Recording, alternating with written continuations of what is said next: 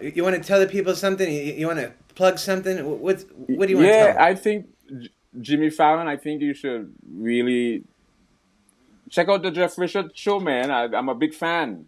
The show Extraordinary. Video, because these things are mutually exclusive. You have Beethoven and you have music. It's two different sort of study. So you could extract Beethoven. Why are we hearing octaves? Octaves is quite a phenomenon.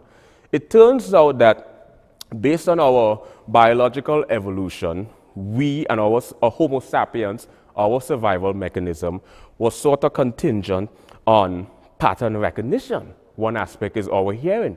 So we evolved to hear sound logarithmically. Logarithmically is basically when we... But the higher frequency in that context is if that particular force is applied to a much higher tension.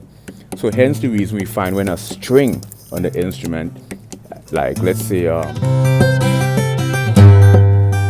common denominator they share. What Salvador Dali did was he juxtaposed the subconscious with the dream state.